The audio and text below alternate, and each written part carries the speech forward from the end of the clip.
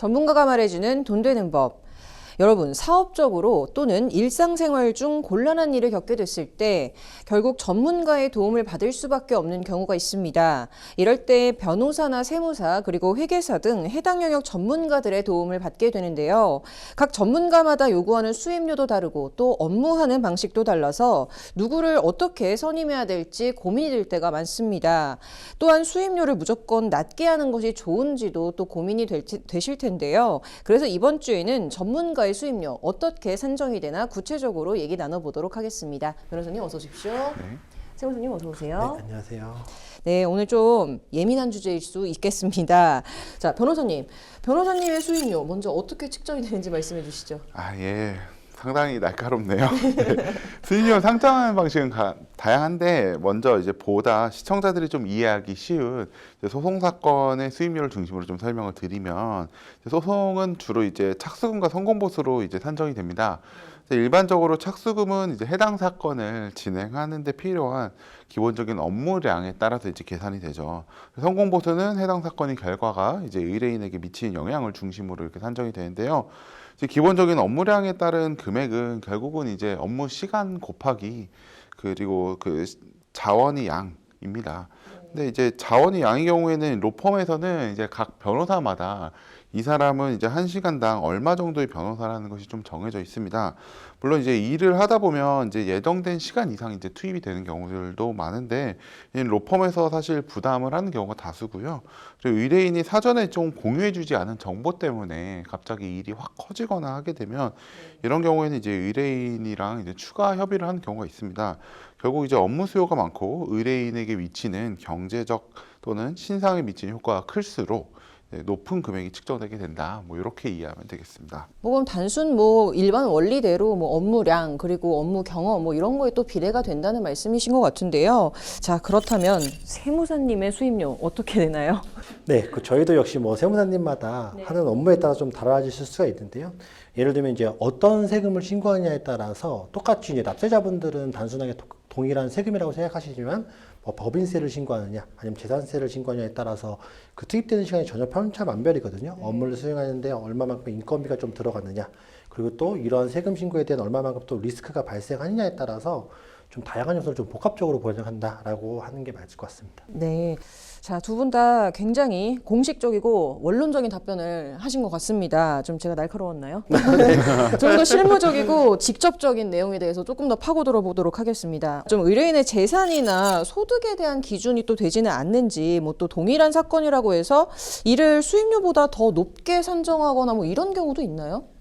우선 그런 사례를 들어본 적은 있습니다. 명확히 들어본 적만 있는 거고 이제 의뢰인과 이제 사적인 대화 중에 들어갈 수도 있고 아니면 업무와 관련된 대화 중에 들어갈 수도 있는데 그래서 이제 의뢰인 직업, 주소, 자동차, 골프 등 이제 취미 생활 등을 확인을 하면 이제 또는 경우에 따라서는 의뢰인분 외에 이제 대신 수임료를 지급해 줄 수 있는 배우자나 부모님이나 이런 경우가 될 수도 있겠죠.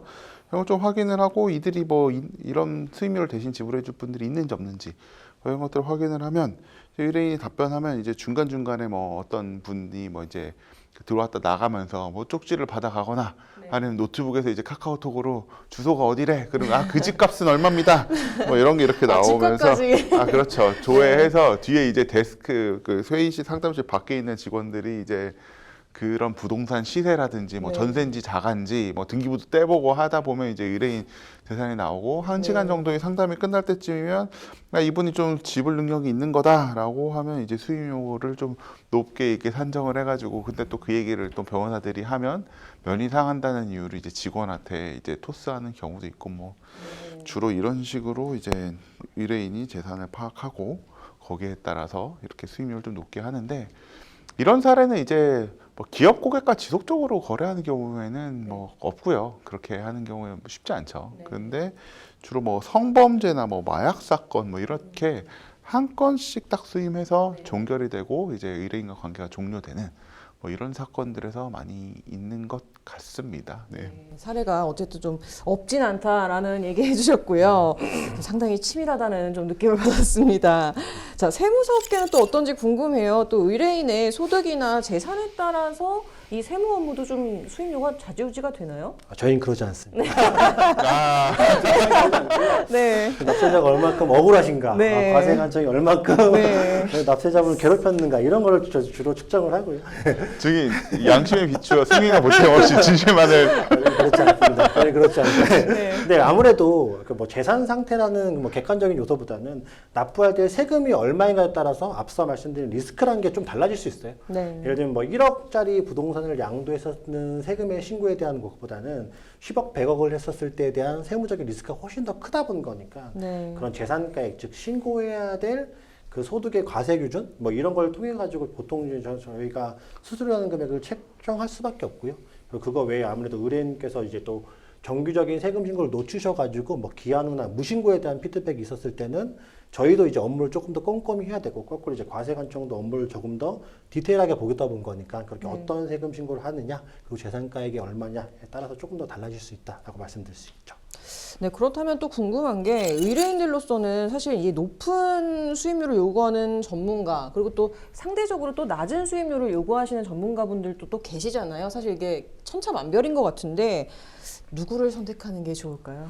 네, 이게 그 좋다 아니다라는 것도 워낙 상대적인 거니까 아무래도 케이스마다 좀 다를 수가 있는데 앞서 말씀드린 것처럼 결국에는 전문가분들은 납세자분의 업무를 대신해서 해드리는 거기 때문에 그분과 내가 얼마만큼 커뮤니케이션이 맞는지가 좀 중요하신 포인트가 있습니다. 단순하게 뭐 그 세금에 대한 신고 수수료를 뭐 1,000만 원 주시는 분이 좋다, 뭐 100만 원 주시는 분이 좋다라는 것보다는 나와 얼만큼 커뮤니케이션이 좀 많고 그런 분들 통해서 이제 세금 신고를 맡기시는 게 맞고요. 네. 뭐 통상적으로 저희 입장에서는 아무래도 이제 금전적으로 조금 더 높은 거를 제시하시는 분들이 거기에 대한 경험치가 있기 때문에 내가 최소한 이 정도 금액을 받아야 된다 이런 기준점이 있으신 거니까 네. 그런 부분들이 조금 더 기준점이 많다고 하지만 오히려 더 경험치는 많지 않더라도 나를 위해서 더 적극적으로 행동하시는 분들이라고 그럴 수도 있거든요. 그래서 그런 부분들을 좀 고려해가지고 세무대리나 전문가를 선택하시는 게 도움이 되실 것 같습니다. 사실 굉장히 지금 뭉뚱그려서 말씀을 해주신 것 같은데요. 조금 더 구체적으로 좀 말씀해 주신다면요. 아, 오늘 끝까지 추천오시는군요.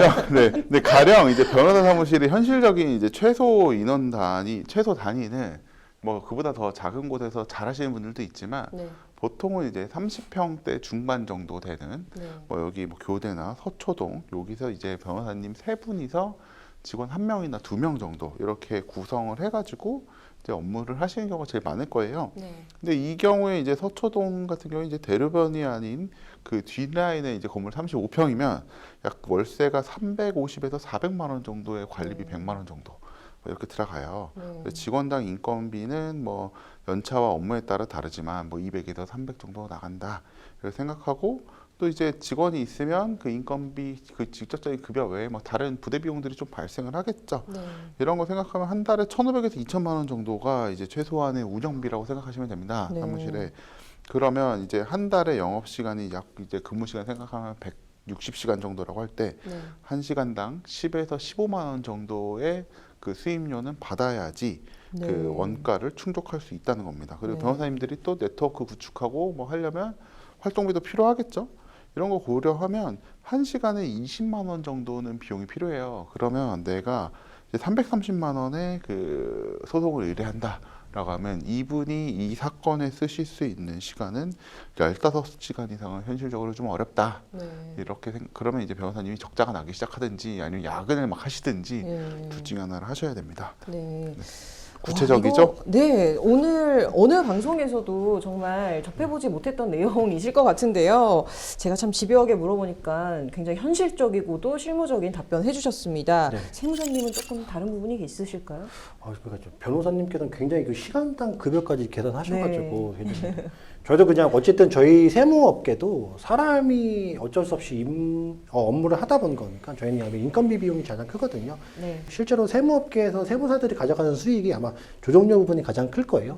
저희가 1년에 한 번씩 법인세 신고할 때 받게 되거나 소득세 신고하면서 받게 되는 저희 조정료가 아무래도 이제 세무사로서 가져갈 수 있는 가장 큰 수익적인 포인트다라고 하는 거고 네. 뭐 업체에 따라 조금 더 다르겠지만 세부적으로 말씀드리면 보통 이제 기장업체 100개 정도라고 한다면 7천만 원에서 1억 정도의 조종료가 발생하면서 저희가 그렇게 조종료 수익을 기반으로 세무업계 수익을 창출한다라고 생각해 주시면 될 것 같아요. 네, 오늘 말씀해 주신 게 일반적 경우가 아닌 예시라는 거 다시 한번 제가 강조를 드리고요. 오늘 전문가의 수입료 어떻게 산정이 되는지 그 기준과 방법에 대해서 얘기해 봤습니다. 많은 도움이 되셨길 바라고요. 다음 주에도 유익한 컨텐츠 들고 찾아뵙도록 하겠습니다. 감사합니다.